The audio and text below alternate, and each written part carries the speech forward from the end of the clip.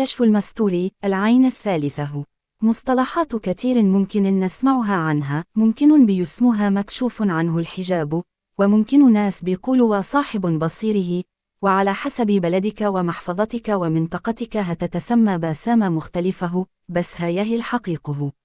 مفيش حاجة اسمها العين الثالثة وكشف المستور والبصيره، يعنى لما تروح لواحد ولا لوحده ويعملك جالسه ويقولك هيخ ليك تشوف حاجات مش قدامك، أو تشوف شخص متغيب مثلا أو تيه منك، أو عتقول دا راجل مبروك، أو دا ست مكشوف عنها الحجاب. لا حابب أقولك دا شخص مسخر الجني، وبيخلى الجني يتركز فمنطقه الجبهه عندك وبيوريك صور لما بتغمض عنيك وبيقولك أنك عندك بصيره.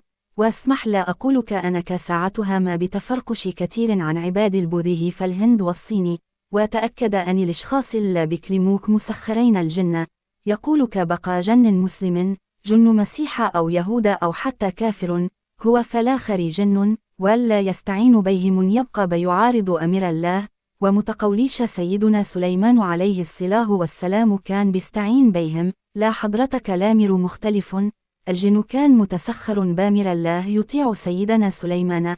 واسمع الكلام وافهمه كويس، لو أنت إنسان مؤمن بالله فعلا هتعرف أنا لا عين ثالثه ولا عين خمسه هتنفعك فحاجه لو ربنا كتب لك ضرر، فبلاش أمور الكفر علشان لو الجن يعرف الغيب كان نفع نفسه، ابعد عن الأمور دا، ومتصدقش الدجالين.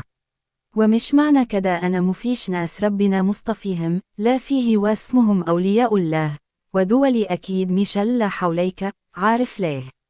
علشان أولياء الله بيخافوا الظهور، ومبيحبوش أن الناس تعرف عنهم حاجه، ولو عاوز تفهم قراء قصه سيدنا خضر لا ما كانش فحد يعرفه لا لما قابله سيدنا موسى عليه الصلاة والسلام.